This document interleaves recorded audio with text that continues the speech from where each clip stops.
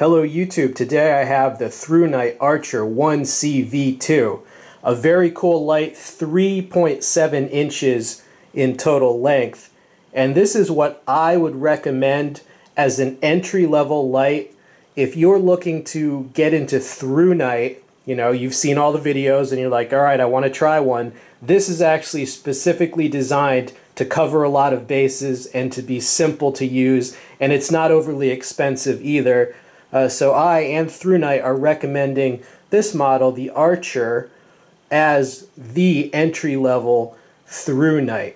Now it's going to come a box like this, and it comes with pocket clip, also comes with a spare O-ring and an extra activation button in case yours gets worn out, and also a lanyard. This comes in two models.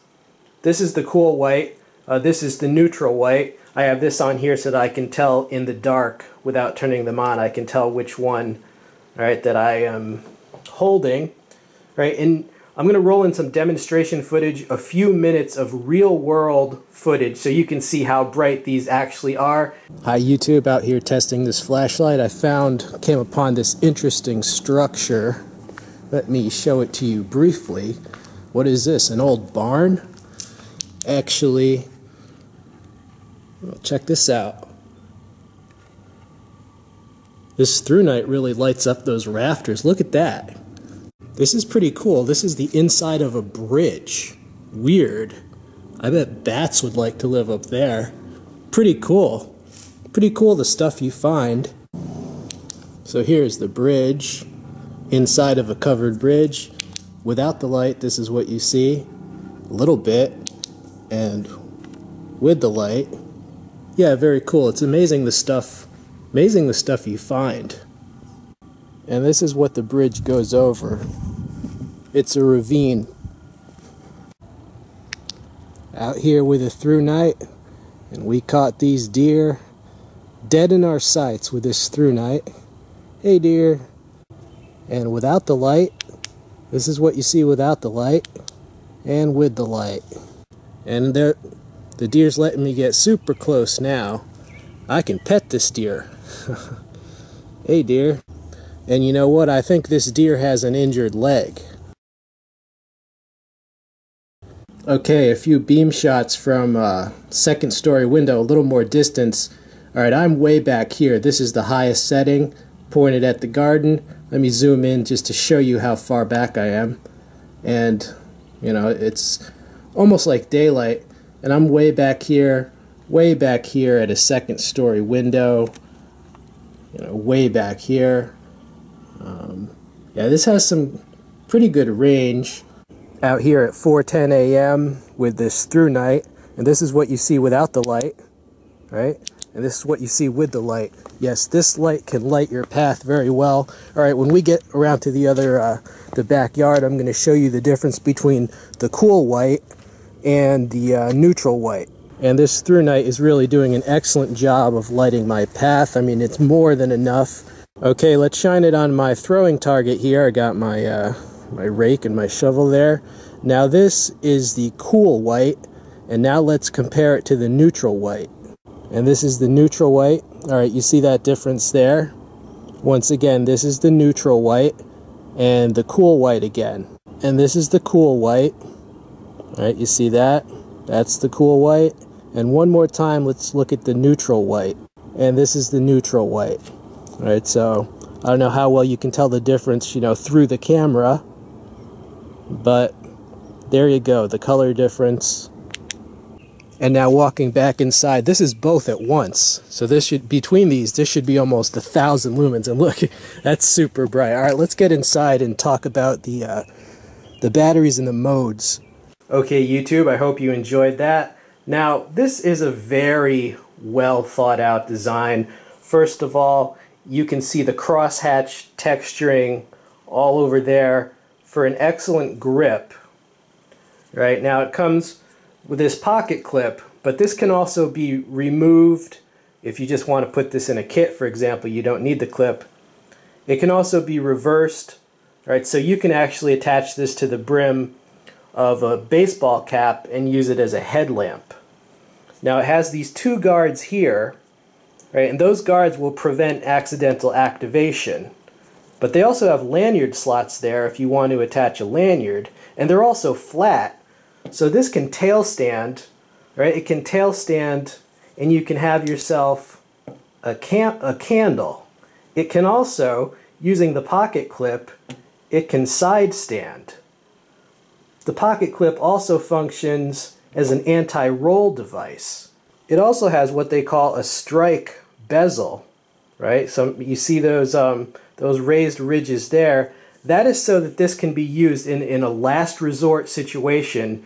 This can be used as an impact device. It has to extend a little past your fist to use that strike bezel. So they made it a little bit longer on purpose. Also allows them to put a deeper reflector, which gives you more range. The tail switch has Momentary-On, meaning you don't have to click it all the way, right? You can press it, and notice how I didn't click it, it didn't make any noise. It's momentarily on until I release the pressure with my thumb. Okay, so these are very well thought out. They didn't just like mill out an aluminum tube and stick a battery in there. No, these are, they know what they're doing. As for the batteries, it can take a CR123A, or it can take the lithium-ion equivalent, which is a 16340. I know a lot of people like the AAA and AA, but this light will produce more than twice the lumens of the equivalent model that uses a AA, okay? More than twice the lumens. If your light suddenly turns off, that is most likely not the light. That is most likely your battery, because this happened to me one time. For some reason, just one battery I had, I think it was damaged or defective. It was a protected cell battery, and the protection circuit kept activating when it wasn't supposed to, so the light would just abruptly turn off. But I tried all my other batteries, and the light worked fine. Okay, so I'm just saying that because some people, they might, if you're not into flashlights, you might not really know what a protection circuit even is, and you might think, oh man, my new light is bad. Now, most likely that is a battery problem. Okay, so check your batteries. Just a little tip. This is the on switch, this big old button, which is very easy to nail with, you know, even if you're distracted, it's just very easy to activate with your thumb. And this is the mode switching button, this side switch. All right, so if I click this, that's moonlight mode. This is low, this is medium, and this is high. All right, so it's got 4 brightness levels, but you don't even have to mess with this button because this has a memory function.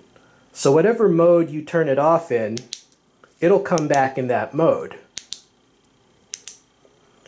In other words, you can basically use this as a single mode flashlight. Just set it to whatever brightness you want, and then forever after, it's always going to come back in that same mode. So you can use this as a single mode flashlight. Very simple. It only has one special mode, pretty much the most useful one, strobe. If you long press this, all right, strobe warning, strobe demo coming up, you long press this, and it'll begin to strobe. And that's the only special mode it has. Nothing funky, nothing fancy. Which one should you get? You know, the cool white is a little bit brighter, okay, 500 lumens, whereas the neutral white is 418 lumens.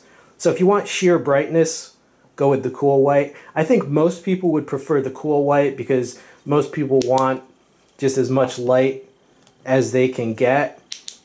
The benefits of the neutral white are that it's a little more clear. You can see a little bit more fine detail, but it just doesn't have as much raw power. All right, and also the neutral white is a little bit less expensive. In conclusion, it can fulfill both everyday carry as well as tactical roles.